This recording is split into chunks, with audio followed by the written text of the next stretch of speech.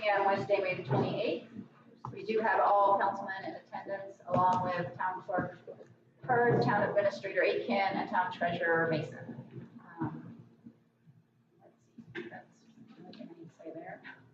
My brain's a little fried, going out of one meeting into the next one. So could I get a motion to approve the agenda? Motion to approve the agenda. Motion by Councilman Bitter, a second, please. Seconded by Councilman Wilson, all in favor? Aye. Aye. Aye. Thank you. All right. Moving right on to discussion items in the agenda. I'm going to ask the members of the public, are you able to hear us? We're going to try microphones and some new things. So we're working on making it better. So we'll try and speak louder. All right. The first item on the agenda for discussion items is the administration update. So Administrator Aitken. So I know we got a lot to get through. I'll just give a couple highlights here of what's going on this week. But we're right in the middle of our Firewise program, and so far we've collected 65 loads. So it's a lot more than we anticipated this year, and we're not quite done yet. So you guys will be picking up stuff tomorrow as well. In the plan, what we're going to do with that, Zach has rented a chipper. We're going to chip that stuff up and offer it to the public if they want to come and get it for gardens or whatever. And we'll put out some dates and times when they can do that. Silver Star has started their boring operations, putting fiber under driveways and things where we don't want to cut across the road. They've got 50 of those to do. That's going to take some time. And once they're done with the boring, then they will start the major process of laying the fiber.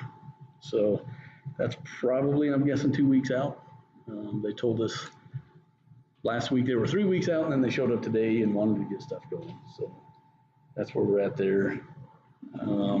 And just so everybody's aware, because it was going to be delayed, Zach had the guys go out and start working roads. They started on Vista. We're going to do Vista East and West to put down road base, roll it in. And we had a minor collision with a grader and a cement truck. And slow speed collisions with heavy equipment causes damage. And the grader's going to be down for probably about 2 weeks. Can't use it.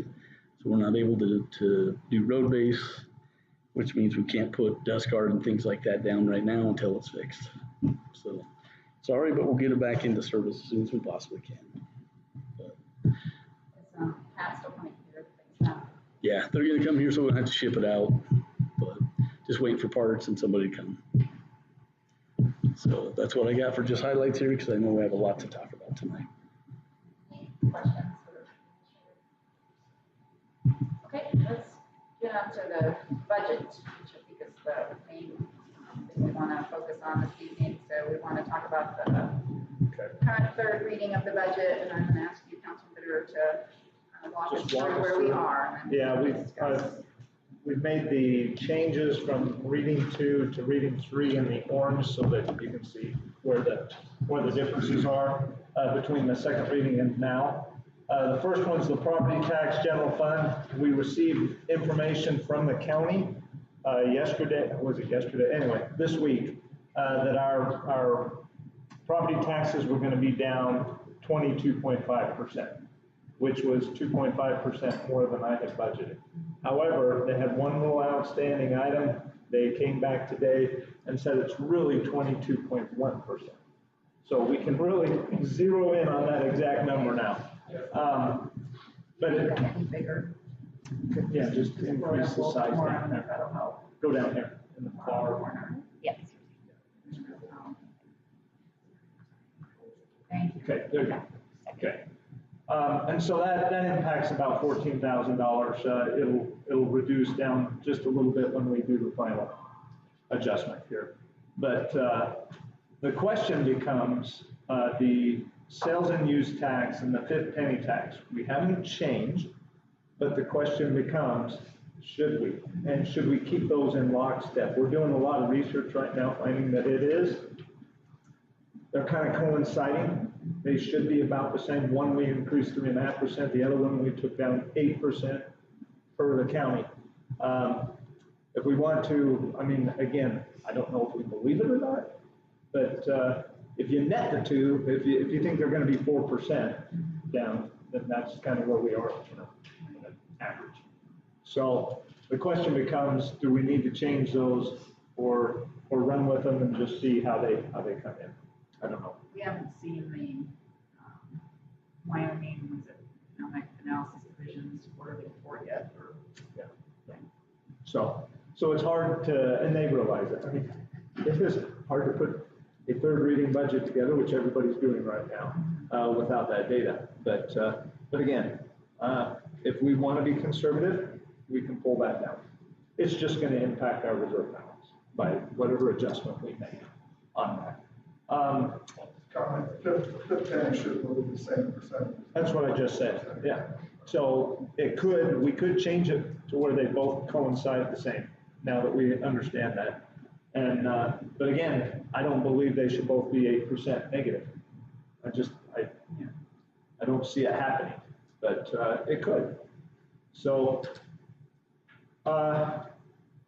if there's anyone that has, a feeling one way or the other, I'd love to hear it. Should we reduce it? Or should we kind of leave it where it's at? You asked about the fifth penny or? Well, really both. In concert, should we change them to where they're both down 8%? Because that's a big adjustment. If we think that 8% is too aggressive, should we lower it down to -6, -5, -4? I don't know. This is where none of us know if we knew, we'd all be billionaires. That's right. We could I feel like it's pretty conservative the way it is now. Especially with the sales tax being down 8%, which again, without a crystal ball, I'm not convinced. Well, the sales tax has not gone down for Right. 5 straight years. Right. And it's been up 15% per year. So why is this year going to be any different? I mean, even if it's flat, right? So I'm kind of leaning on that myself, but I don't know. Again, if they come in and we're going to monitor this monthly, if they're coming in less, then we'll work with the staff to make sure that we don't overspend. If that makes sense. Yeah. I would think you want the more realistic what you expect, and then you adjust accordingly. It's not about looking good or bad. Well, that's why it is what it is right now, but I guess we're gonna find out, one way or the other, as the months come along, we'll be able to compare it, because we do have a calendarized budget that we can see how it's supposed to come in based on prior years, and if we're behind, then we'll work on reducing it. I think that's the right approach, unless you guys have a different feeling. Okay, all right, well, we'll take that as a given then. All right, let's move down to the next section here. There's no other changes in the revenues other than in the travel and tourism.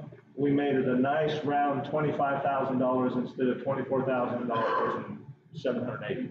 So we beefed it up $220, and that came from there.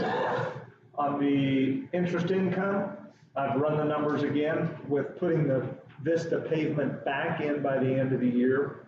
It does reduce our interest rate or our interest earned a little additional, okay? But that's kind of where we are right now, based on the best estimate that we have for interest rates as well. And I always say, just take the existing interest rate and don't forecast what it's doing. Just take the existing rate and go with it, because we don't. Okay, yep. Okay, so general fund is down $39,000 from the second reading, and that's basically the things we just talked about: property tax adjustment and lower interest. Any questions from anyone on the general fund revenue? Yes, Ken. Is it something about this? Does this budget include anything about the road? Yes, Vista Road, the capital budget has been put back in.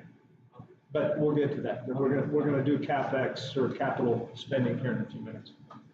So that's general fund. Let's finish up with water fund income, and then we'll jump into the expenses. The interest earned on water, again, slight adjustment down. Interest rate adjustment, but well, that one actually is going up. So because we're not spending as much as what we thought, and we'll show that up in the reserve balances. The other thing here for water is the system development fees, the tap-in fees, we've increased to 12. Now, we have it on good authority from Scott that we could, his estimate is that we could do 20 tap-ins over the course of the 12 months from July 1st to June 30th. That's an additional $60,000 that's not in there. So if we wanted to do that, Scott has the permits, he knows who's going to be doing it, they're kind of the speed of when they're going to meet the tap-ins. I'd say do it. And I'm talking, that's what I'm came from. He has a good pipeline for one of the bills. So if we're looking for a little additional money in the water side, there's an extra 60,000, which is more than likely to happen. So that's the one piece. Now I know that we have not really talked about rate increases in water. We've kept everything flat. I don't know, Kristen, if you want to give us some. You met with the water board. I'm good with any conversation on what we think we should do. Well, because I need to make some adjustments. That's all I'm trying to do. So the water board, they understood the finance board, but I should say the same. But their thoughts were that the reserves at 2.5 million, and if they don't increase by $2, if that would be an issue with the reserves that way. But I didn't hear why the finance board was saying not to. Well, we can ask them. So How would it be if we need to give the proper rate, people properly knows what the rate, unless you can justify specifically why you want it, why you want it, so even without a surplus growth, debt service decreases by half. And then those will increase, so we don't think it's needed. There is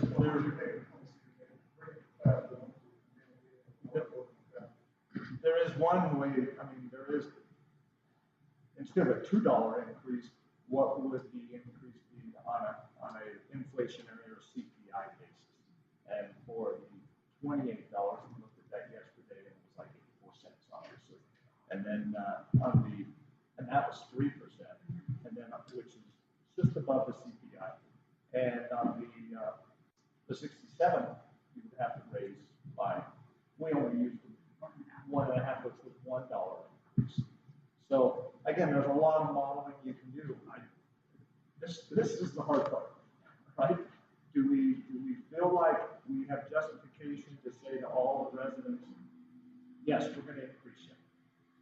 So, am I doing the math right? If we were to up the service availability on the base fee by $2, we're talking about $2,000 extra. For the whole year. Yeah. And that's why if we add in those extra packets, you just got it. So does that kind of make, I don't know. I mean, I'm thinking the options, alternatives.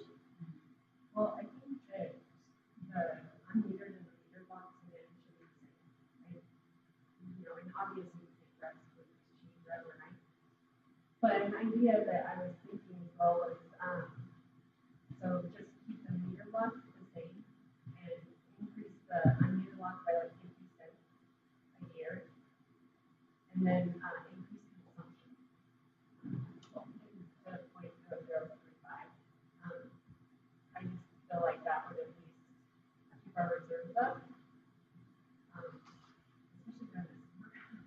Our consumption is so much higher, so I think that would also help with conservation. But the unmetered box and the so I feel like the unmetered lots, they're not paying for what they're getting. they're having availability of water. So I feel like if they were the same, that would also help our reserves. Because quite honestly, 2.5 million is their probably isn't enough on a $40 or $50 million water.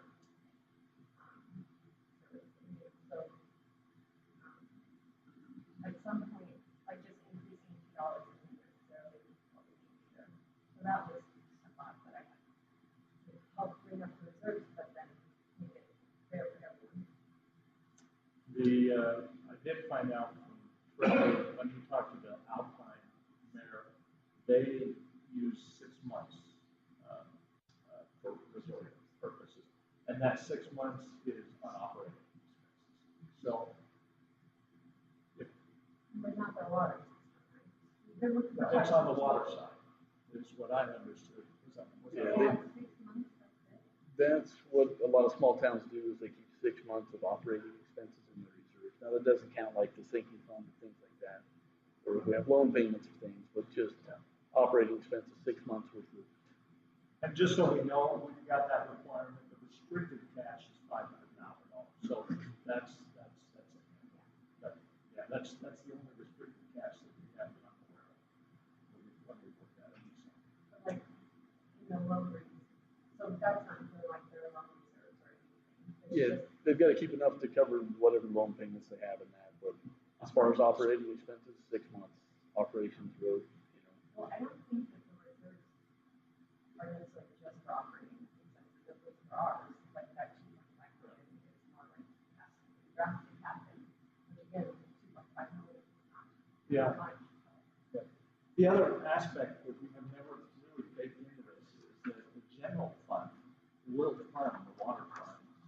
I believe it should fund some of the CapEx, not operating expenses. That should be, I believe, it should be absolutely 100% funded by the water fund. The CapEx, if you have a big That's capital the project. enterprise fund, so I don't understand what, I mean, the water fund, like, the water pays for itself, but our general fund is not, so I don't know why we would ever put general fund money into that. Because that's what they do. I think it was just something that I should have had brought up at the water board meeting yesterday, that initially, when the town was first starting out, general fund money was used to go into the water fund, right? So, is that correct? Yeah. I mean, it was, I think you're bringing that point up because it is something that could be done if needed. Absolutely. But not to just feed into a reserve. Not on like, say, we're gonna put 5% for the year. Like if you had a major project, capital project, yeah, you would take it from the general fund. More emergency, even the capital, like expense, we should be able to save money. I think reserves to do that, Yeah. unless it's an emergency. Well, I believe we need to have a 10-year master plan that really shows what would have to be replaced in that 10 years, right? So that we have a good feel for when do we need to be at a certain level of reserve. We don't need it today if we're going to be out there 10 years and then we've got a big project, right? So we could build it into a kind of forecast, which is what I believe you said that out yesterday, right? The water. Yes. Okay. So I forwarded that, or I forwarded it to Steve yesterday as well. So he has that. But again, it's just a matter of playing with the numbers and the assumptions. I prefer not to raise it this year, but again, I'd like to hear your comments and see what we do. Kind of also, we talked about fees, because fees is, The capital is because, yeah, there is some discussion on, should we get all the meters replaced? And get accurate, catch it accurate.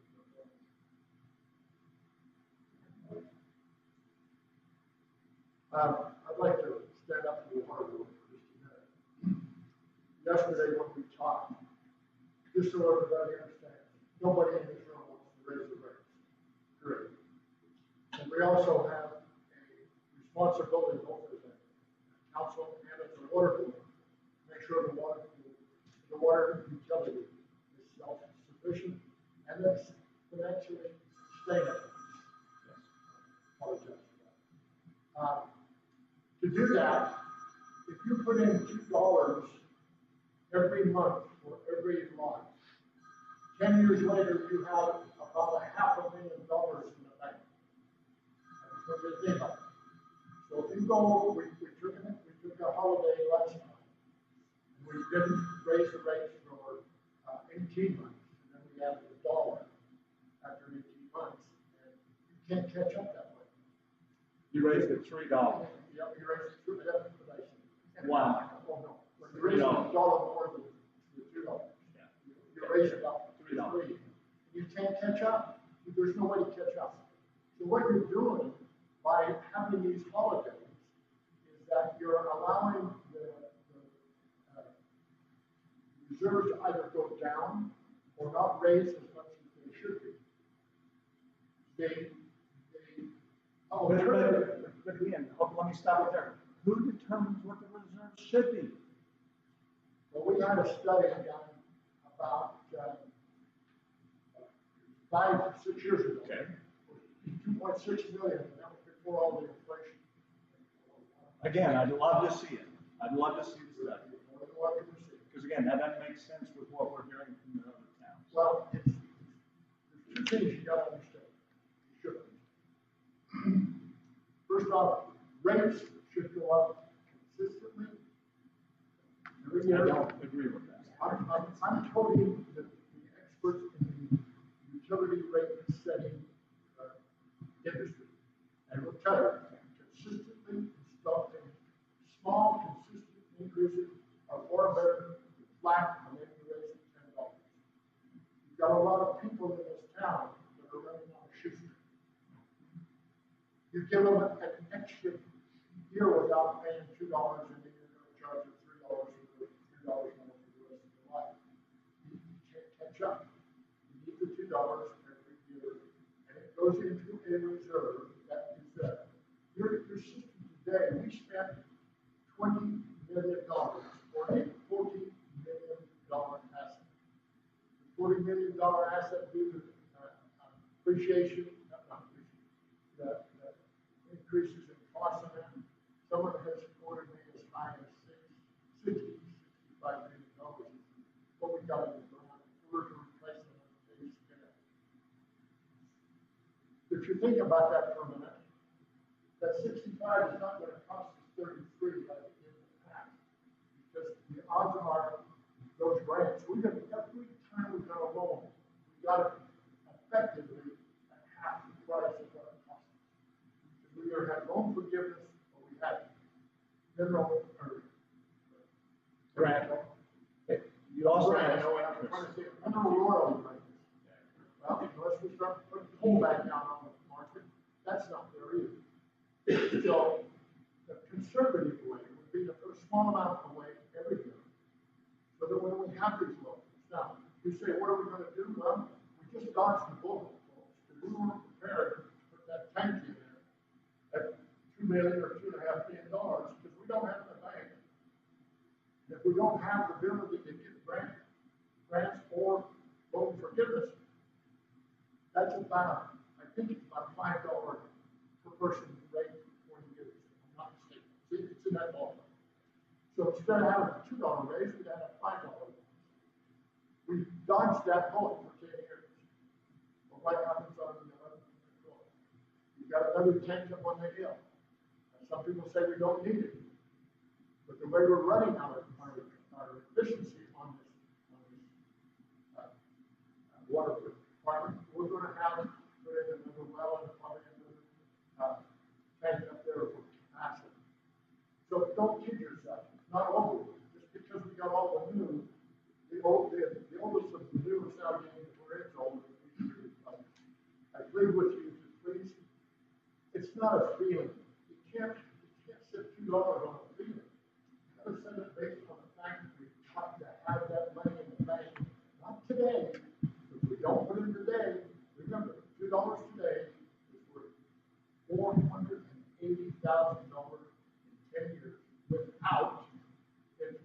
So you should have $500,000. Hey, that's it. Another point though, there is,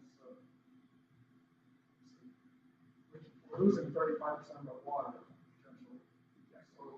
know some of the meters are way under before people watering their lawns and then there's freezes. So until we get them meters, how can we decide how much we need? So I think we have to take a year, promise, get the bid, and be viable, and be able to measure it, and then decide what the effect of that is when we start driving the property. But just to add $2 every year, I'm thinking, I said inflationary itself, that's inflationary itself. I can address the meters. If you go back to 2012, we put them in 2010. So 2012, we should have had fairly new meters. Our average consumption prior to meters was 80,800 gallons per month, per meter, on an average annual. Just 12 flat numbers. Today, it's about 75. So that says there's about 1,300 gallons of either people being more economical with their water or the meters are paying. So take that 20 or whatever the percentage is and multiply it by 0.025 and you found out how much money you're going to get in revenue if every meter was failing at that same rate, which we know. Yeah, we know it isn't. That is a fact. But we don't know which ones are and which ones aren't. Well, that's the estimate that we've heard. Nobody knows for sure. So then, this is why it gets very difficult, right? With 3 million gallons per month. One leak shot. So, yeah, so You can't blame it all on our household meters. Let's go ahead and finish. we'll finish and then we'll come back. Come back to. Okay. Let's see, let's go through the capital and everything is gonna. Well, I would like to put in those extra caps. So, because Scott feels very confident that those will happen. Yeah.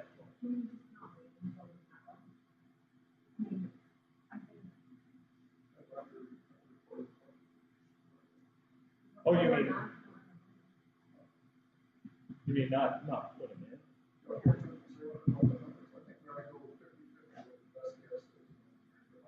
Well, if we could go halfway, instead of 12, go 15. And some of them could get delayed though.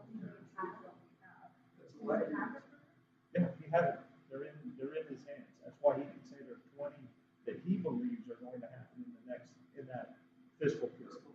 Sorry, put 18 in here. Okay. I like it. Anybody else argue against? I think splitting it in the middle is a good way to go. Okay, 15, I'll put it. Okay.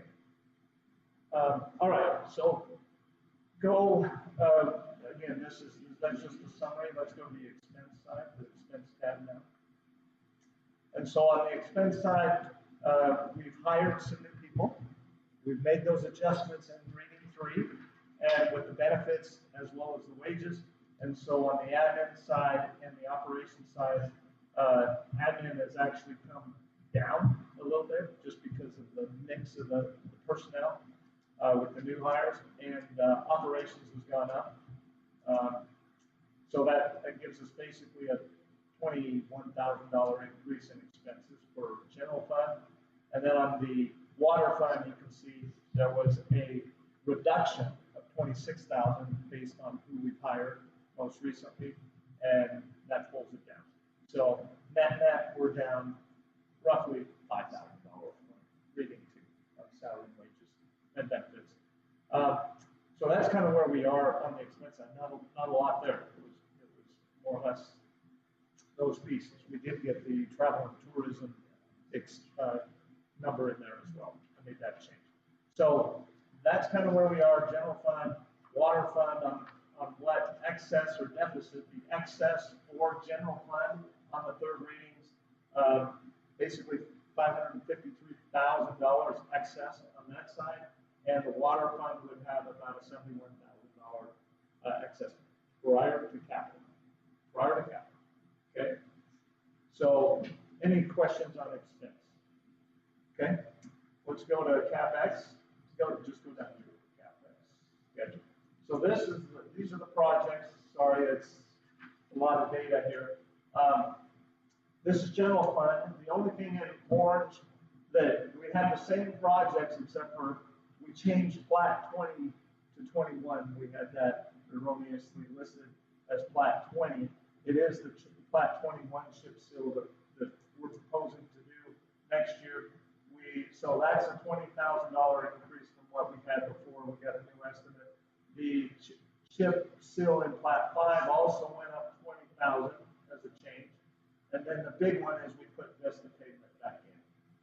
And so that, you know, everybody wants to get it done. And when you think about our calendar or our fiscal year, we're really probably not going to get to it this year in 2025, but in spring of 2026, we'll be able to do that. But Trevor's and his team has got a plan to improve the road base, cut down on the dust, and improve that in the meantime. Because there's nobody in this town that doesn't want this to pay. We all want it paid. So it's just a matter of finding the people with the capacity to get it done in the time frame. And is there still a chance that somebody can cancel a project or not? There's a chance. Okay. And if that became available, maybe we could get it. Yeah. They'd jump in there early. Yes. We chip seal some roads and we are paved, so what is the difference between the stick and chip seal roads? It's the usage, the amount of usage. And I live on Cedar Creek, and that's a long road that has chip seal. Was it chip seal? Yes, it is. No, it's chip seal. No, chip seal. Okay. I know it's chip seal. And so I'm just wondering, what is the difference between chip seal on all the other roads and this in that one section there getting paved, which is really expensive, so just a question. So our, Chip seal continues to need it another point in Yeah. future years. Yes. Within a year, Yes. you have to have another point. Yes. It's already fixed. Or it fails. All right, let's let that town administration address that. and for our engineer, this is kind of a unique situation. It's so costly because we have to remove 24 inches of what's there and replace it with just road base. That's why the cost is so high. But for our engineer, if we do chip seal on it, we'll have to do another double layer next year. So we'll end up being the same cost. Asphalt will still hold up a lot longer. So it's a longer term solution. And chip seal was intended to be a maintenance layer for asphalt. I think it was in Switzerland, they just started throwing it on the ground saying, hey, it holds up. But not quite as well in this climate. So. 600,000. No, that's the 1,000 pieces. Yes. Because of the road base. So all Town it's, administrator, they have a plan. yeah. So I want you to know, Zach Edwards is in the back, it's our public works director, and $1.2 million hard to swallow. That's a big deal. So Zach and I discussed what we could do, and he stayed up, drinking coffee for a few nights, crunching numbers. And what we've done is we've invested in good people, and we have the crew now that has the capacity to do that job. Some of the guys, including Zach, have done hundreds of miles of highway in their careers. We now have people that can do that work. We didn't have that before. And a lot of what we're going to be paying for is haul this. We're $145 an hour having trucks haul stuff in and out. So you're paying somebody to dig that up and take all the material out and then bring new material back in. We're going to do that in-house. We're going to save all that material to use for future projects, so it's going to pay out dividends in the future. But that's why we've got that number down so low. Does that take away from maintaining the rest of the roads? That's true. So that's a cost we're all going to have to pay. $600,000. We're not going to get to every pothole. We're not going to get to everything that goes on. But we're going to accomplish some major projects and save a lot of money in the process. So it is a trade-off. So all the roads improvement will be on all basically. No, no, not at all. It's a 2-week project right here. Put the rock, it's 2 weeks. We brought back.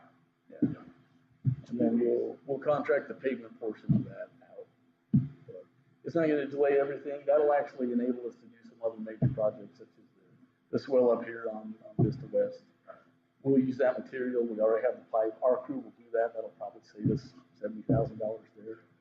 So we're not gonna get to every small thing, but if we don't as a town start knocking off some of these major projects, if we only do the potholes, that's all we're ever gonna get done. So. All right, so the last one, I noticed that we did put a tire balancer in the budget for 10,000. So that gives us a net change of 650,000 on our third reading. So, and those are the 4 incremental increases beyond that. So again, any comments on general fund CapEx? I think we've got this pretty well ironed out. This point in time. Comfortable with putting this back in and the plan for, and I feel confident that it's going to do that work. And it's nice to hear that we can do things in-house and save. Okay, well then let's move to the water. If you just want to go down a little bit. Right there. So in the water side, some of the things that we did was we reduced the PRV rehab project by $4,600. So not a big thing. It's still going to be $75,000. The 4-inch line replacement for Crater Canyon or the Crater, whatever it's called. That's it. The stage, Crater Estate. That we've taken out 200,000 because we still haven't defined that project well enough to be able to understand what we need to do there yet. The water efficiency meters, main lines, we have had quite a bit of discussion. We haven't changed that yet, but this is the one where the question becomes, should we replace all those main lines? And there would be a total, we were debating the total. Is there 10 total? 6 and 4. Yeah, so there's 4 with water coming in, and then there's 6 to just measure what's in the system. In the system. So 10 total. Do we have a new number for that? What we're estimating is $100,000 to do all 10. That does not include the 3 transducers. I don't have a price for those because I don't know exactly which ones we need until then. According to our new water board member, there's a way to check those very quickly and easily. Okay. I'm gonna give them a call. Okay. So that's one. Let's go through them and then we can decide if we need to up that or what we're going to do.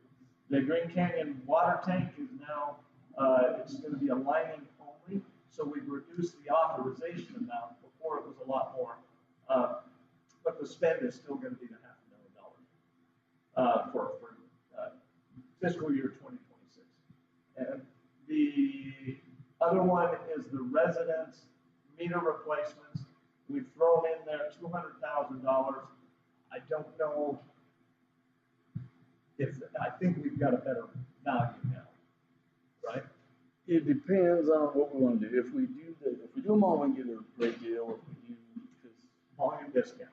yeah, and a lot of what we still need the software and stuff to support it. So it's what we want to do. And that cost is 400. Depends on the meter. What we go with Neptune, the higher. So there's 2 different Neptune ones, the higher end. Like we don't have, it was around 550 for the ultrasonic Neptune, and that has a lot more options. Yeah, they'll report just to the office cellular signal, and there's a backup for Bluetooth if that fails. But they told us if we already got that number down over $100,000, right, Zach, from what they initially quoted. And they said if we really want to play ball, if we're really serious, they'll work on that number. But we right now. It's where water to be. Yeah.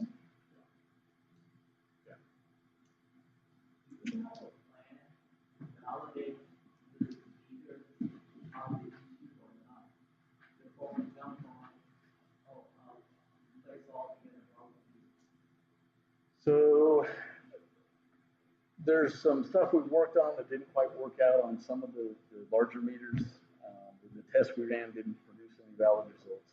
We don't really know what we have, but in reaching out to other people, like the town of Alpine's replacing all their meters with these Neptune meters because they found that they have massive water loss by underreporting. Gillette had the same thing. A couple other places, their engineers and talking to them have all given the same answer. It's not as easy as just taking one out of the ground and testing it.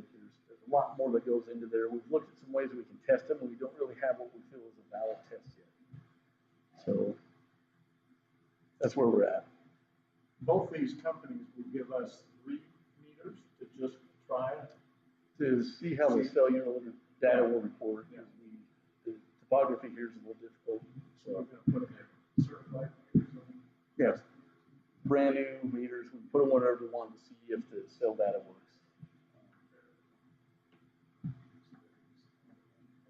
So that would really be the next step. Yeah, and these, we're not gonna use them to test old meters, we're gonna use them to test our cellular coverage to make sure that we can get the data from the meters. So different test there. These meters started out, both companies started out over $400 some. With a lot of conversations, we got them right around $200. That's with the programming, everything. So the number that you quoted around 550, that's out the door done, and they're right across the hill by the company that backs it. So, Hotel. So that's the wild card here. Those are the projects. And we need to decide whether we put them in and get the meters replaced. The water board recommended that we not do the resident meters. The FAB said, why would you not do them? You're losing water. What people flush it, we don't even know how much we're losing. And eventually we're going to have to replace them. And we should be replacing some now, like this year.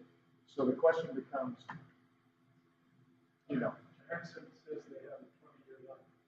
They do, the new ones. the new ones. I'd like to make it clear, the water board did not say, don't do it. Oh, They said, don't do them this year.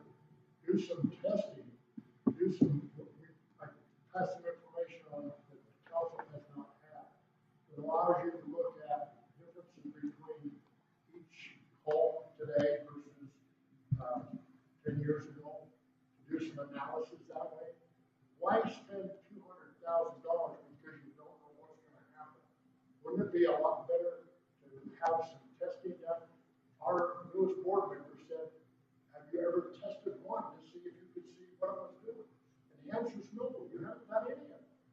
Now, I'm not pointing fingers, I'm just saying, that's what you should do. You should test a few, you should do some logic, you ought to pick some of the ones that have the highest probability of failure. I can tell you that 15 years is the oldest meter we got in this town. Because we installed the first one in 2010. So I know that they're 15 years old, some of them. So, and that's well over the life of what those It older depends ones on are. who you're talking to. Yes, sir. They say 10. And so, the reason I say is, some of these could last 30 years if we knew them, but we don't know. So why not start out with a definite plan? We got a lot of conflict between our administration and our board as to how you approach this. We recommended, one, replace all of the meters on the big stuff, that input to the wells, the bills, the tank levels, and overflow, all that. So now we know how much is going into this. We don't know what's going into the system.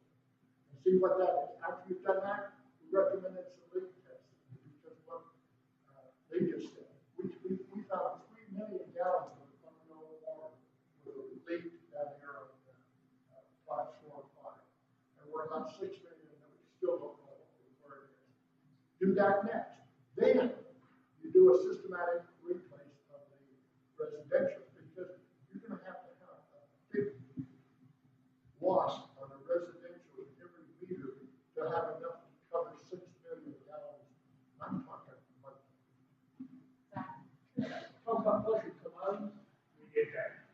We flushed 8 commodes, the meter never moved. So what is that, a gallon? That's 8 gallons, not that. Yeah, and if you want to, where your water loss is, first of all, you gotta get your data correct, which was already saying before. You gotta have that right. 5 years ago, 10 years ago, data ain't working today. We extensively went through this and looked at leaks, different things like that. There's multiple tests that we can do, but if you're testing your vehicles ain't reading right, then your test is skewed in. So I think we need to start somewhere with the meters and with the meters from the wells and see more of that live. But yeah, there's been multiple tests done. We just had a 6-year-old meter turn loose and cost a town a water bill. 6-year-old. We replaced them. Hugh was here. We replaced them the other day. Had 3 years. They're obsolete. They quit working. And the meters that we're using now, they don't make them anymore. So, and the meters that we bought this year to replace some of the old ones, that's the same way. I mean, and they're not making the meters we have more than the ones we got now. Eventually, they're going to work with our system because they're not making 3/4. They're going to go 1 inch. So, yeah, there's. I just had a question. Mr. Siddle mentioned something that I've heard different. We have meters, all meters went in 15 years ago. We didn't have meters prior to that. That is correct statement. So I've been under the impression that we had no idea how long some of our meters have been here. I just sent data to the council, to the mayor, and the administrator, that has every meter that was installed 2012 to 2014. Yeah, there's a 3-year period there, 3 years and 4 months of every month of every meter that was installed. So I can tell you, I can buy a meter by month, you've got to make that inspection. And we've got to make some sense. And those meters back that were so new, they should have been working pretty accurate. I always check the outline once they get theirs in. What is it right now? June, yeah, and they sent me all they're about $1 million for 750 meters, so they've got more big meters going in and more software upgrades. So they sent me everything they have. But I believe our meters actually only have 10-year service life, so I mean, there's. No, the meters that we now have cannot be replaced. New ones that we bought cannot be replaced. We know that the meters were put in 2012, 2013. Our new water board member who's running town of Jackson's water system says if you're going to put new meters in to see if they're good or bad, put them in the lowest section of town because that's where you're going to have a sand problem. So how many meters would it make sense for us to put in to replace 2012 meters in the lowest sections of town to see how well the meters will be? Is it 100? Is it 200? What?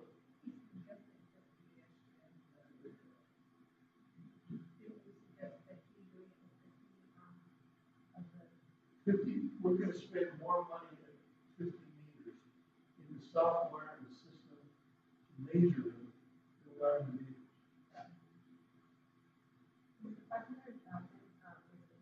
Everything. Will, That's software, installation, training. yeah. We're gonna install the meters.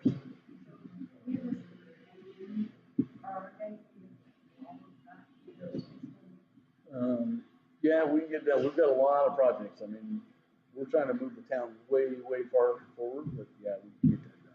And it's not gonna be overnight. But yeah. Three points on that. First of all, I heard we have 40% on the system, probably 65 on the system. We have users we can't rely on, plus or minus 35%. If somebody wants to figure out how to test, but it's not automotive, we're testing the heck out of everything.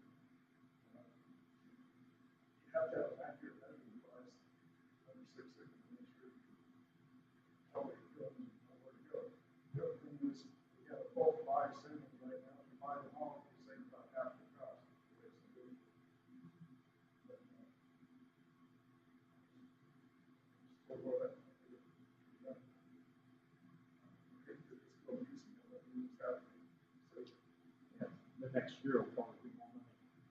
So, do you have another comment? Just the information I gave you yesterday, that was, there's a device for $200 that you can wrap around a meter, and it will read to you what meter is reading. Not what should be there, the meter is reading. For $200, you can walk around a dozen or 2 dozen meters really quick, turn on the faucet, fill a 20-gallon tank, turn it off, and see what that thing told you. You'll have a hell of a better idea of what kind of percentage you ought to expect improvement by putting these in.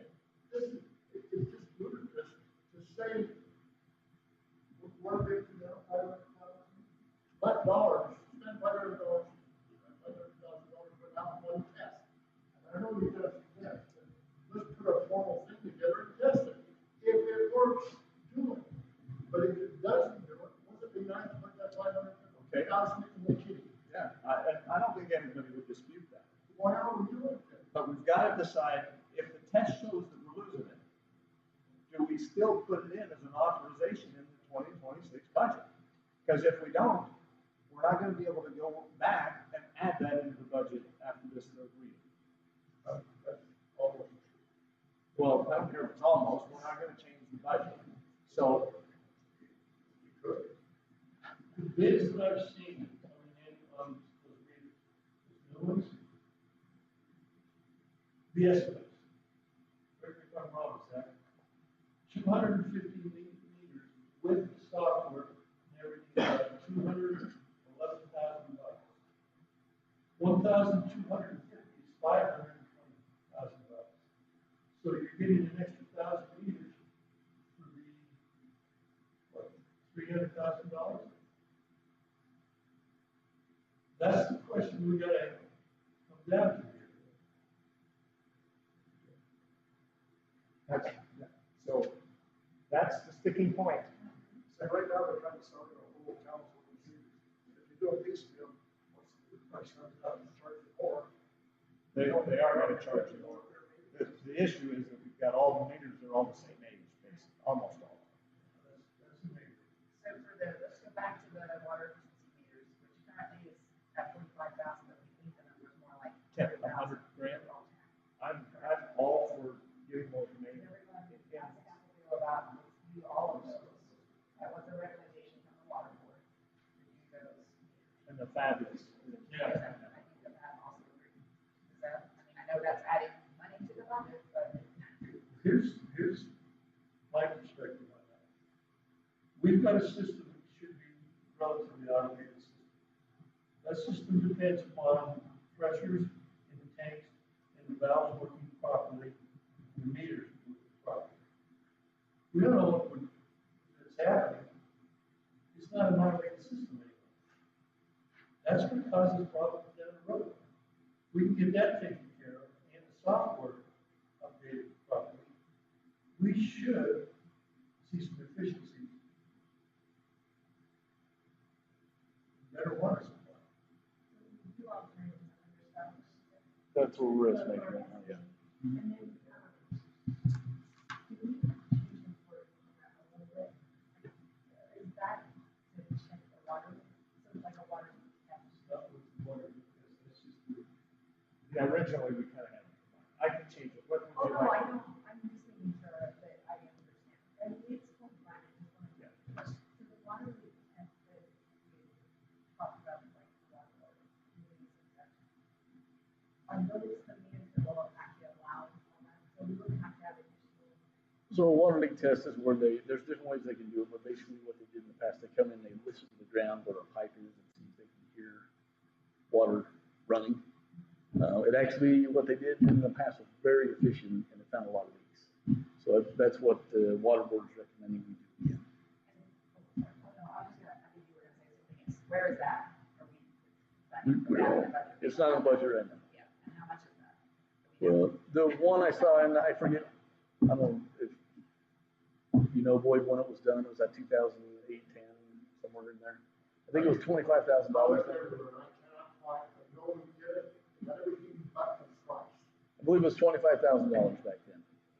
But I can't tell you what it is today without contacting So it's gonna be a little bit over that, but even if it's double, that's, you know, I mean, when, the water board meeting yesterday, so comparatively to the town of Jackson, your new board member, Dan Stewart said, Jackson has 12,000 taps, we have about 1,200. We have 32 miles-ish of distribution system, they have 125.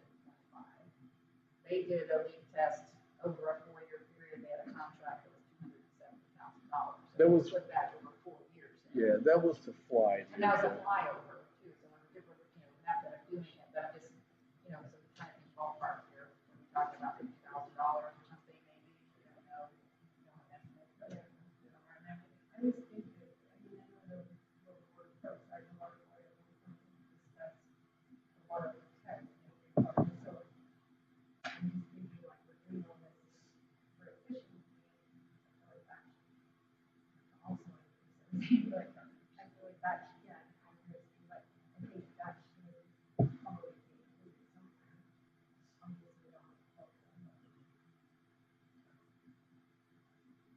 Yeah, water's very important. I would not be opposed to doing leak tests at all. I don't have a number to give you today. I would like to add something in for that as well. I mean, it's a placeholder, right? But maybe we could just, based on what we know, think it costs in the past and, I hate pulling numbers out of the air, but that's fine, a number of $50,000.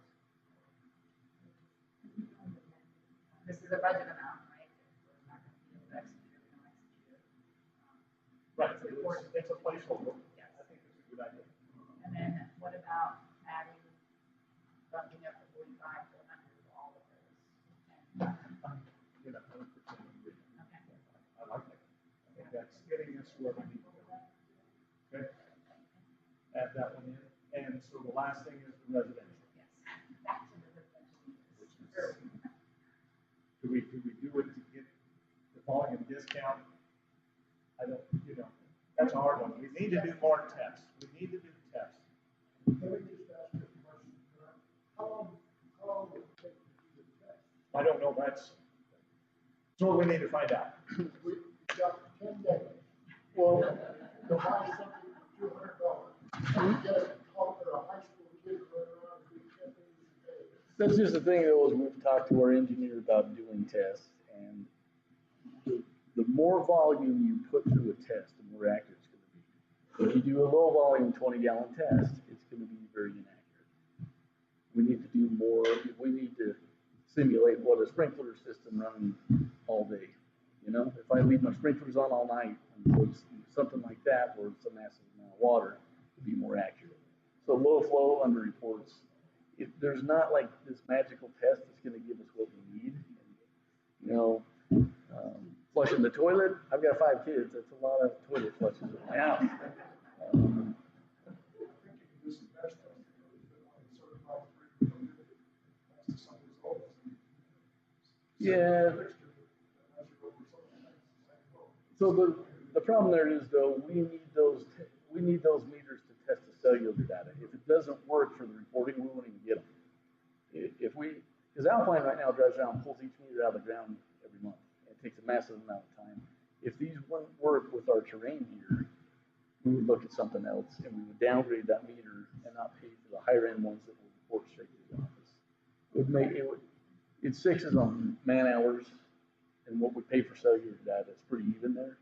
But we need to use those to map our area to see if the cell data is going to work. So, yeah, yes. But Question, a year ago, we had a plan to try to figure out where the water is going. My question, did we come to a conclusion that it's the meters of the home?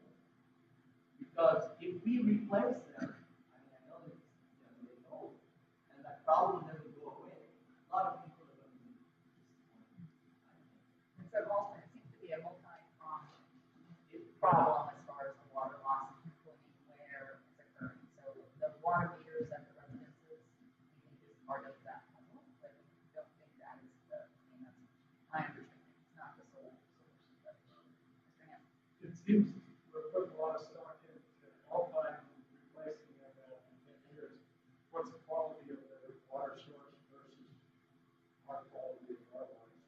So it's not 10 years for Alpine, their meters are much older. I don't know how old, but it's not 10 years for Alpine, their meters are older than that. And it's not just Alpine we contacted. There are multiple issues here with the water system, and we need to start fixing them all. I understand. That's, like I say, I hear you talking about the water source is farther, comes out of the river, whatever. Couldn't tell you. Yeah, I don't know. I don't know how to answer that. All right, so where are we? What do you want to do on the meters? The residential. Do you want to bite the bullet and just budget it And then work see- on some testing? Or if there's anything else we can do to pull the trigger on, doing a contract to buy.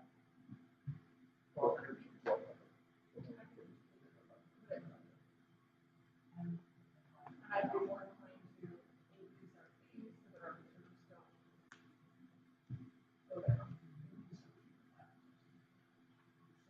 I am thinking I'm so tired of hearing about how many trade numbers. So I'm like, let's get this. I haven't even been here that long, and I'm already tired. But I do like the idea of also doing a lot of like get all the having water. I mean, I know that means we're bumping our budget up here over everything about, right? Well, we've got 200, we've got an authorization in there for half a million. Right. But spending it, we're gonna do it, we would spend it now, so Yeah. it would be 300,000 on that one. So, as I have calculated or captured the changes so far, taps are gonna go up to 15, that's 22,000 positive revenue. The main lines, we need to put an additional 55 in there for that, to get it up to 100 grand, right? Do we put the 50K as a placeholder in for the leak test process valve, whatever it is, right? And so that'd be another use of 50K, and then the residential would be the difference, which is the 300 spend. We already have the we put the authorization in that. Is that where we are with capital? Okay. All right, so then the last piece of this, the reserve, and we can't really go through the reserve. I mean, again, this was 300, 400, a little less than $400,000 of additional reserve reduction overall between general and water, but this is mostly water. The last piece then is rates.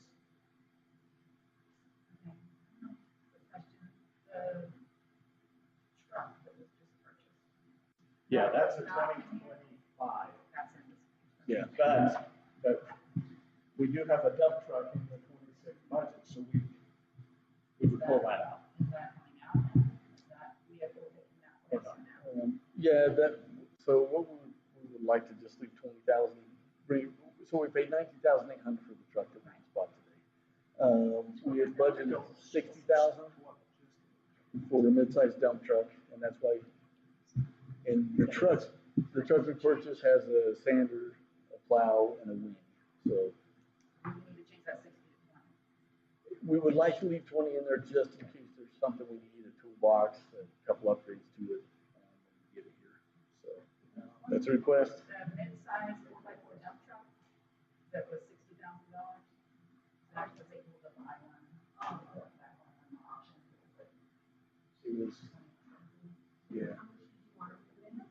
If we leave around 20,000 was our request, I mean, I'll change that. Yeah, so that's, I mean, I know that's where it's not helping us with water, No, but but it's yeah. $40,000. Yep, yep. And then you change the description. Oh, yeah, that would be good, yeah. And then I'll make a comment, Oh, yes, what the $20,000 is for. yes. Yeah. We're not paying no loans for now. What do you want to call that 20? Just give me a bunch. We almost mentioned. Upgrades. Back truck up. Came within a couple $1,000 of doing it. Can you leave enough in there in case Zach finds another back truck? sure, yeah, the back truck one, like 35,000. Basically, by $2,000. So one that was in much, $90,000 worth on this spot. I paid 30, it went for 32. the one that was in much worse shape went for 60 the next day, just watching it. So if we could leave something in there, that would be something, because it's $2,500 a day to get one here. They take out travel time, so $2,500 gets us 4 hours. It's incredibly huge truck with a back on about something around. Spray water down in the ground and it sucks the water and drops the spin around that. So line pipes, the water, the lines, everything. We would usually regret like the water project right now. He said they would be all summer long.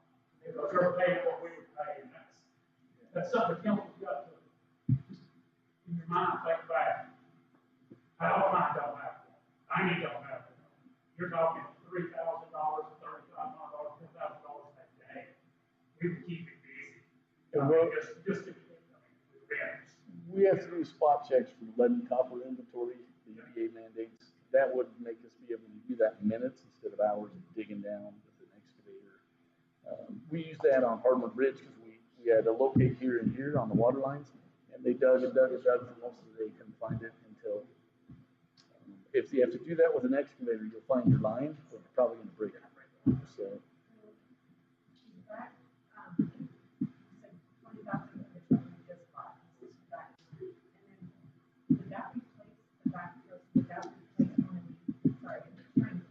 It wouldn't replace anything here, but what we do have is we've got a 300-gallon ditch witch. It's not big enough to really do what we need. It can do some smaller things. We would sell that, and we could probably get $12,000 to $15,000 out of it.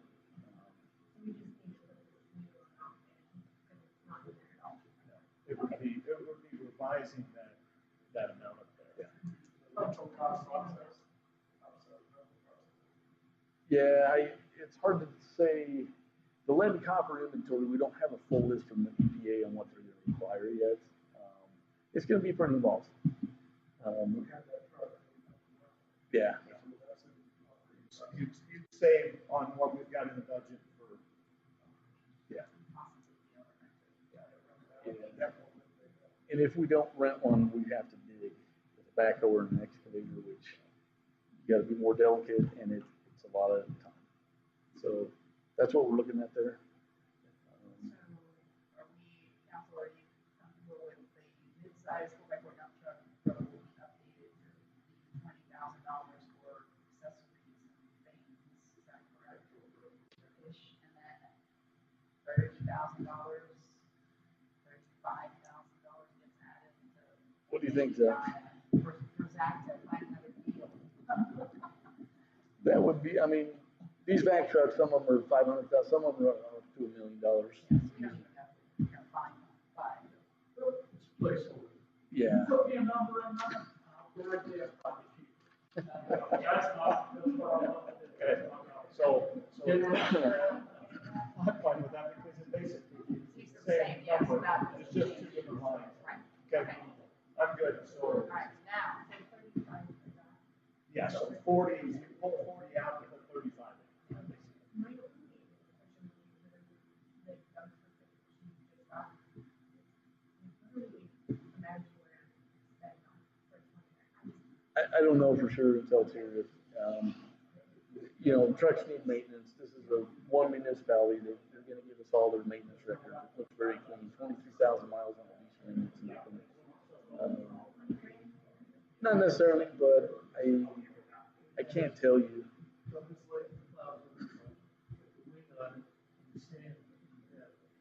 No, I think that it's maybe I'm not. Yeah, this one is more like the same.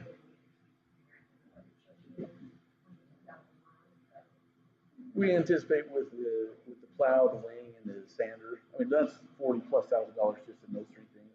We'll probably need to do some maintenance on that, whether it's putting a new edge on the blades or whatever. I can't tell you until we get it.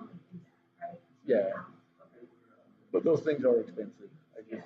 All right. So I've captured all those adjustments.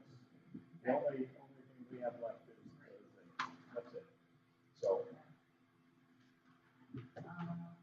So on the rates, that everyone's really gotten a copy of, this is the 2024, this is the rate schedule that went with the last year's budget. Jamie was added the changes or the additional comments that would go under the plan review permit section piece. I'm sure those permits we reviewed in the last couple of work sessions. And then on the very back page, or sorry, the next to last page and the back page of the water. So I think that's kind of where we are as far as what we want to do is base fee, service availability fee, and possibly the usage fee. Every Councilman Wilson says she was leaning toward the $2 recommendation as well. my recommendation is we go with CPI. More like $1. Yeah. And that's part of that. That was in your rate model. It's just, yeah, hey, I can tie it to something and justify it to everybody out there saying, we're tying it to the CPI. This year, I mean, next year, we're gonna look at it again. And we're, the $2 again, if my math is right, it's about $2,000 more going into reserve this year versus, right, versus the dollar would be half of that, but if we up the tap fees to 15, and it could be more. Well, I'm that would not be, into this year, so it's probably. Okay. I do have a question for you. Water-based fee residential for 3/4 inch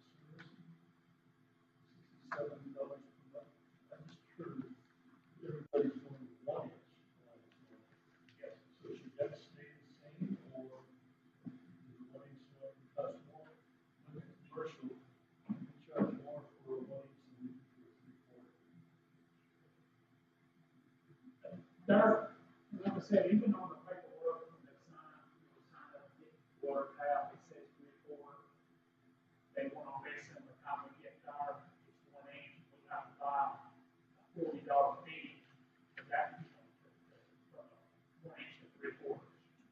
And we put all that paperwork to Jamie, but that's, I mean, the town's having to buy that connector.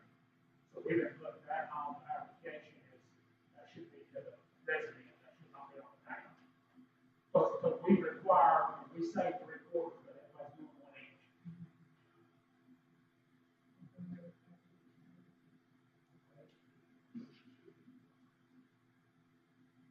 when are they going to it? Like, what's the actual timing? 70 right now. Is it seems like it'll be imminent then, before we get to the July? Is that just me? But what do you price it at? Not the Yeah, same I as mean, I commercial. feel like this is.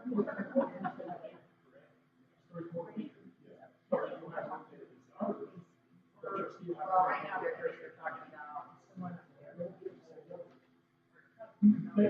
Just where it says like recorded in service, they're saying it's an inch.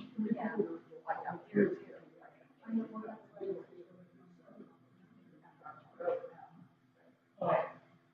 I mean, on the meter, stopping for a minute.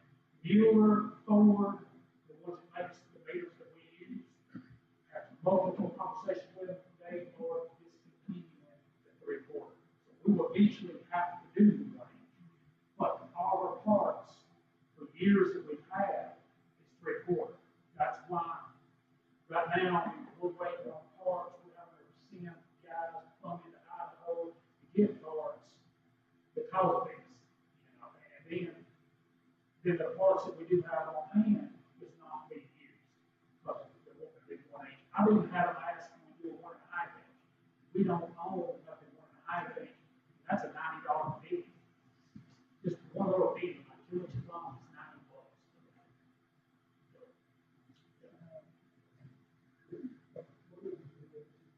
I mean, I honestly, this news, I don't think we're prepared to like this randomly change. So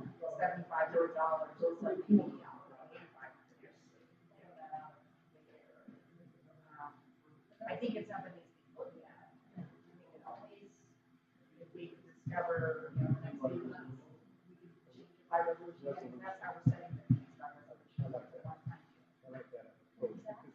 we don't have enough information Right today now on to it. do it. Other than we just need to make a decision about base fee and, yeah, that's what you're talking about.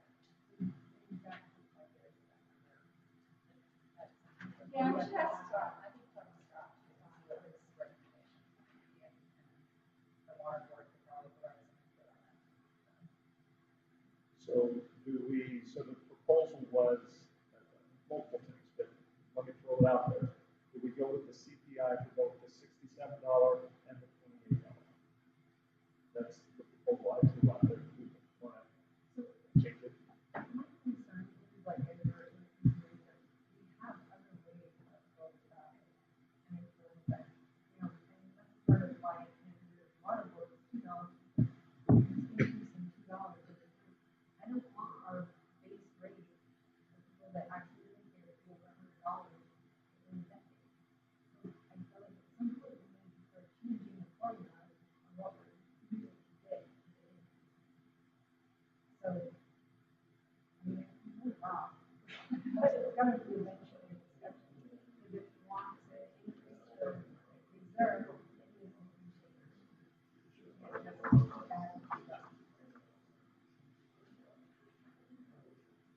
I think we have a better idea of the rate reduction, then we can look at consumption increase instead of base rate. But right now, that's putting all of that in the CapEx projects to better our system. That's why I'm adding those dollars. Here's another idea you might want to consider is, and we would give it some, we're doing $7,500 tax being done there. There's been a little bit of talk right now, I've got 12 on the board that's already paid for this year right now. And we've already done 5, so we've got 17 we've got on the books right now, at $7,500 cost. You raise that little bit. I don't know what 13 whatever residents we have here. In a few years, that's going to be a pretty good look at money. You know, just for our installs. Should we wait to figure out where the funds go on that? Maybe after that, get a more accurate number. I can get some. Okay. All of everything, and I get some more information, so, yeah. But that's just something I was thinking, and it's just on a meter install. For a couple of years, you got to go to residents, will have to pay your own meter, we'll still charge $7,500. We bought 20 meters at the beginning of the year, and it's $20,000. So, you know, but that's the town cost.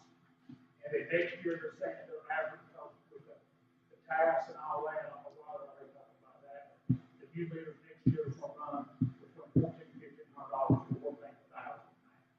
So that might be something to look at down the road. So, the rates then, do you want to vote on this? Since we can change rates by resolution, I would feel comfortable with leaving the way this proposal is. And then finding out more information and then making a resolution when we have more information. I'd be good with that. Again, we are doing what we should be as stewards of the town to say, hey, let's find out a little more information. And then if it makes sense, we have to do it. I mean, I'd be for that. But, so we have that information. I don't know if we're ready yet.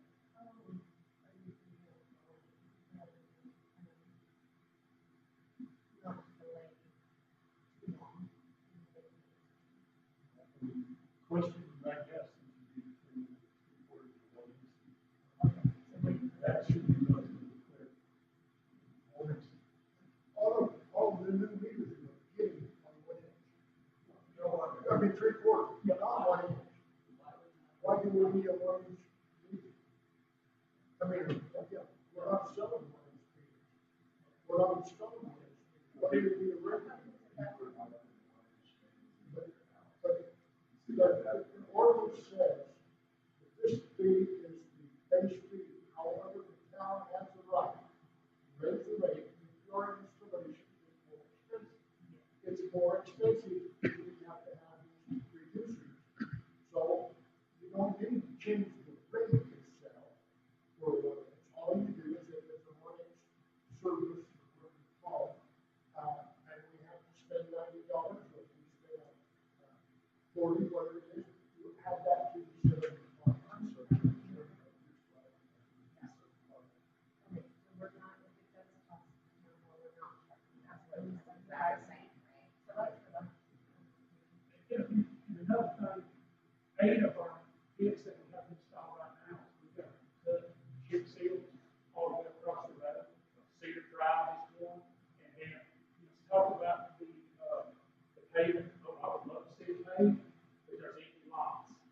And we'll have to cut height of that new asphalt to put in a water line for residents. So that's something to think of down the future, is what's it gonna cost tomorrow, what we do today? So, because, I mean, it's to the point now where there's chip seals, I'm gonna send our truck to, Strawberry Plant and get a load of asphalt. And just haul it in, put it down that way, because right now, chip seal thing, the cold patch we use is $80 a bag. And it's taking 15, 20 bags, it's one time. So, Let's start with that. Okay. yeah. Now, let's bring it up again. So I think the agreement that you said with the franchise agreement, like, that's a business agreement. That's not an actual fee of a person, that's what that is. It's starting to be separate, so I know, I'm not charging for the roads or the contractors, developers, whoever is coming in and turning up our roads. Content to put in the water, but I just feel like we need to, like, use that yet, use it. Because to me, it's not his job to go and do all that, like, I think, unless somebody wants to pay for it, it's like, our citizens. But, No, really, but as far as the budget goes, I don't see a problem with increasing cost by CPI. And thinking about once the roads start done, and the cost of putting a new meter, and the cost of poles nowadays, increase. The cost of people. Yeah, I propose that. Let's put in CPI for now. What does that do to the reserves then? Is it still going down? Well, they're gonna go down, because we're spending $2.something million next year. Yep. So how come he doesn't fire our reserves continually? Because we're in a disagreement on how much reserve you should have right now. What do you think we should have? I'm gonna go with 6 months to a year. 1 year reserve Yes. for the capital reserve? No, for operating expense We're already reserve. about to CapEx, you don't reserve for. I'm sorry, that's not how you budget. What you do is you build a reserve around your operating expenses, because you don't have to do those projects potentially. If you get into a huge recession, let's say a depression, okay, what happens? You start reducing spending. But you gotta have enough to cover your operating expense. That's number one. That's how people measure their reserves. I know you want a reserve for CapEx, and that's not how you do this. Right, and that's not what we, that's not. You have some right now. You're spending. Yes, but not all of it. Again, we have a disagreement on whether 2 million is enough or not. It's simple. I think it's enough. There's a proposal, done a formal motion, I don't know if we need to, but not to go there, we don't have to, do CPI, so $1. Yeah. See, Splitting it up into that, and then to continue to look at this, and if we need to do more with the rates to include these tax connection fees, That's that we fine. do that by That's fine. resolution. I think that's the way to do it, because then we can justify it. Alright, CPI is good, Okay, $1. I'm done, thank you. Thank you. I just wanted to make it fun. Alright, so we kind of, I think we got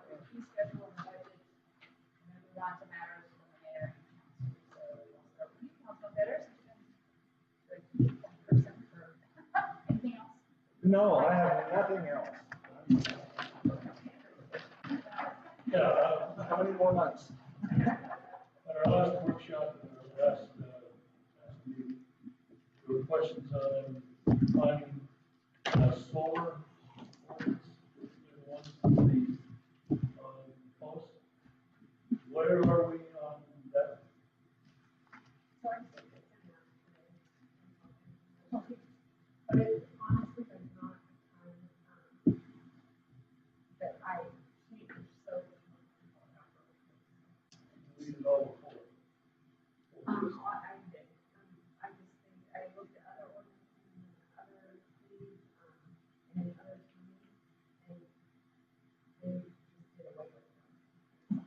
Meaning they have no pole mounts or No, ground mounts. they can have, solar on the roof, but and some have like, wind energy ones as well, but.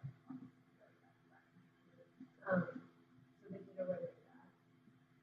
And so I thought just putting prohibited, I know at one point we had discussed possibly allowing like variance. My only thing is, they will understand that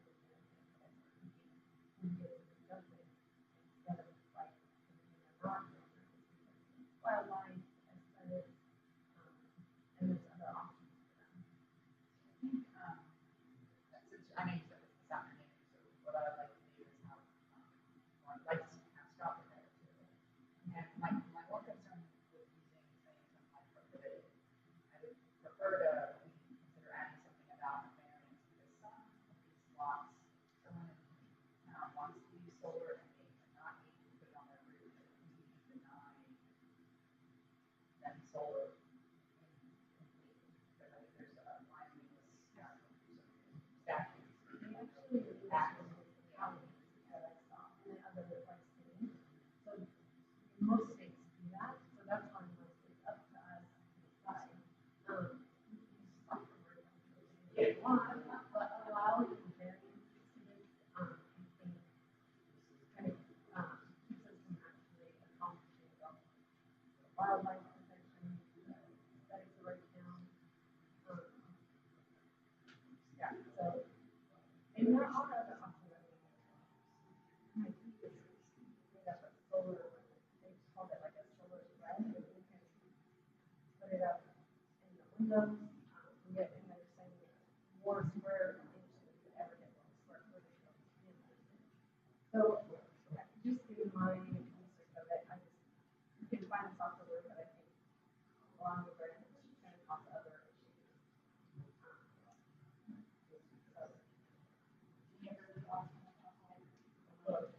How about Scott getting that, put together some information taking in consideration of topography and residents in the neighborhood around it?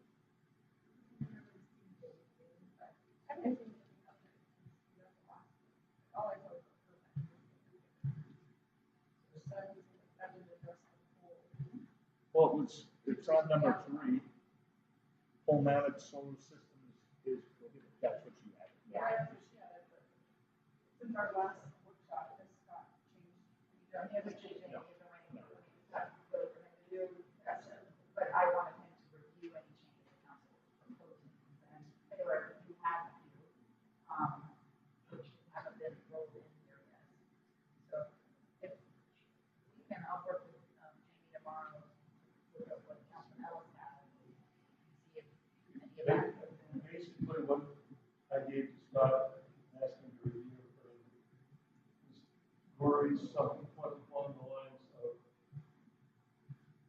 in order for him to take a look at it, you had to have structural and electrical engineering approval, and the drawing on the scale topographic map to see where it was, and then residents within 320 feet that you agree to. Then the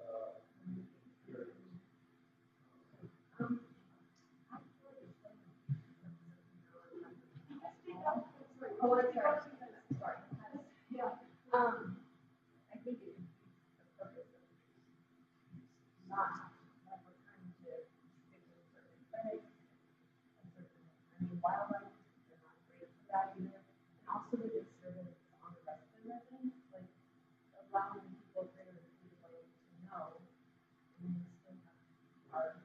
That's what we're doing with these, lot combinations and all that kinds of stuff we're doing now, so I just send it over.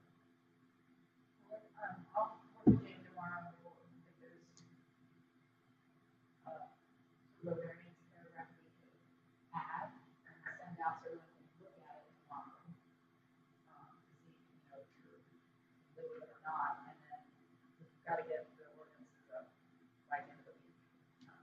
So, and if you guys disagree with the language, Came up with your comment about what was appropriate to. I have a question. I was looking at the ordinance online today, and it said second reading, and I thought we had the second reading already, because I remember speaking twice about it, and so what's listed for coming up with second reading, and should it be third reading? But, see, mine, here twice, and this is really small, but, I mean, small in comparison to what we talked about, all this. And here's a word I found. Oh, thank you. Oh. I love it. I love I it. have a word. Impinge. Yeah, oh, it's it's small. I had that note on my What last do you meeting. really attach? What do you do? You know, I've it never seems a heard lot that more word appropriate. The word is impinge Impinge. instead of infringe. What was the word? And it works well. Okay. There's a reason it works well, because Nobody knows what it means. yeah, well, you know what? Everybody should have a dictionary.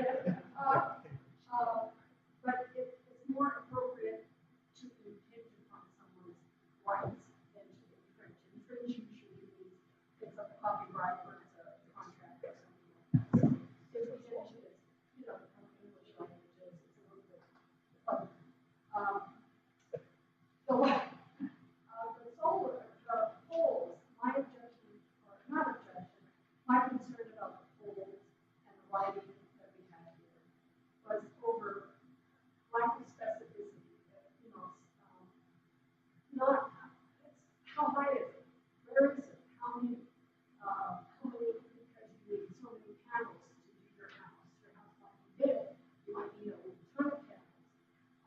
And that means a ton of poles, and they could be right behind you, they could be next door to you. You know, when we look around here, I would hate to see if someone just chooses not to put it on the roof, and they put it on poles, because they have a big yard, they maybe have an acre, and they're not using a lot of it.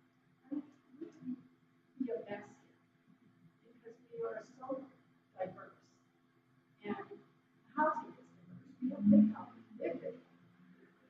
And, we have a lot of diversity here, so everything doesn't fit just in one thing here. And, number 4 has no specifics as to how tall, how wide, how many. It's just very general. It's not really specific. And if you're gonna do this, you should say the bolts should be higher than such and such, and you should have so many panels. I mean, you have to look at each one, but the variance thing has come up a lot with the building, the planning of the building, and it's a problem here. You might give a variance for your neighbor to get this pole, and when the neighbors around them say no, then that person wants the solar panels on the poles. He doesn't like it with his neighbors. You know?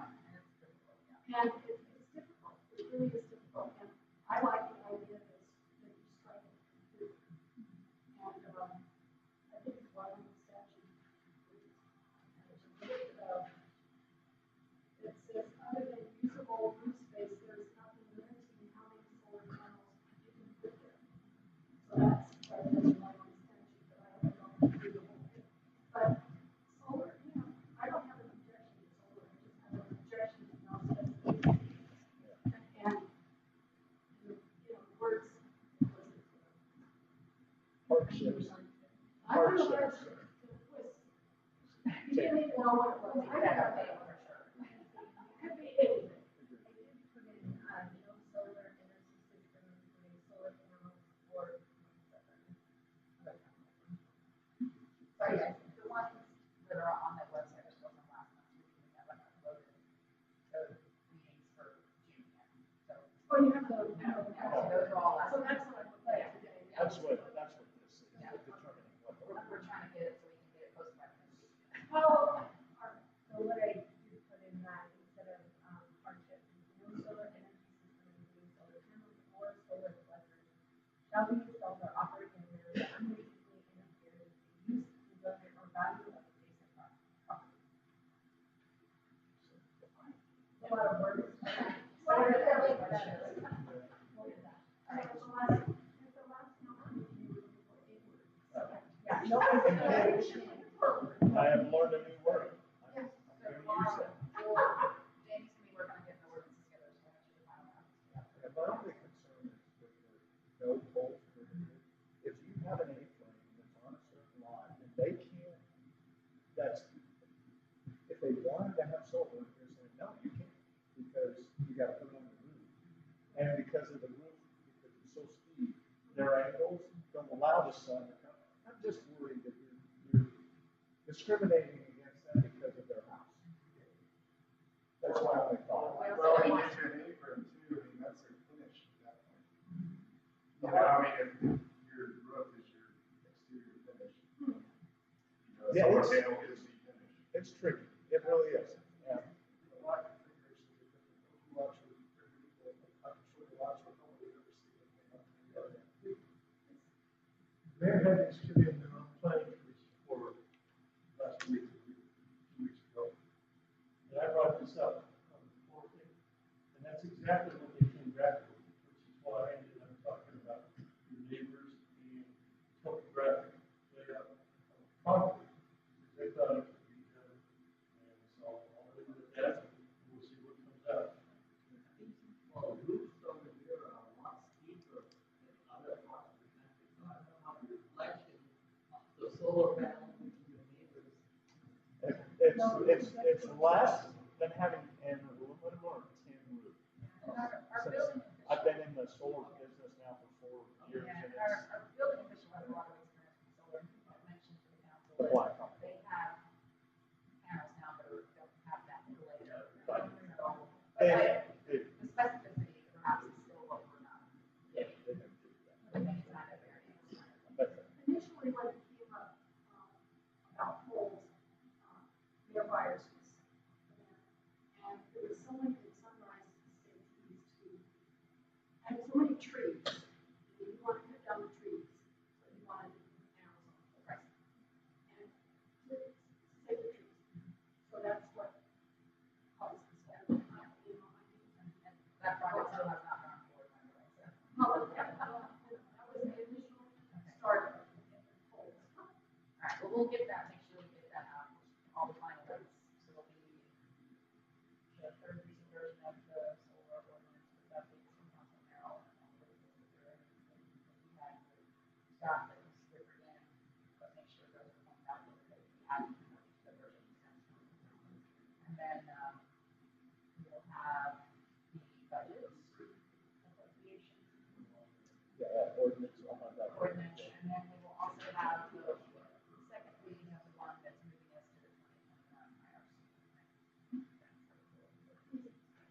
First, reading for a new ordinance that we have, and it needs because it's not ready yet. But everything was in black. And every place that it says it shall read, I was wondering why it was in black instead of blue. Now, on each one, You're talking about the building code, obviously, the IRC. the red, yeah. So I was just wondering where that was. And then, you know, ordinance is it shall be this, whatever. And usually the new word is pretty good.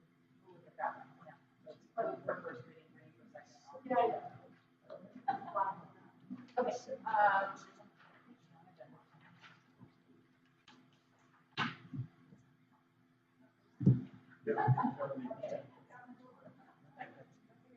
Okay, I was going to mention, the tourism, board meeting and, in coming to the board, and also be very transparent with everyone, but I'm open for suggestions. when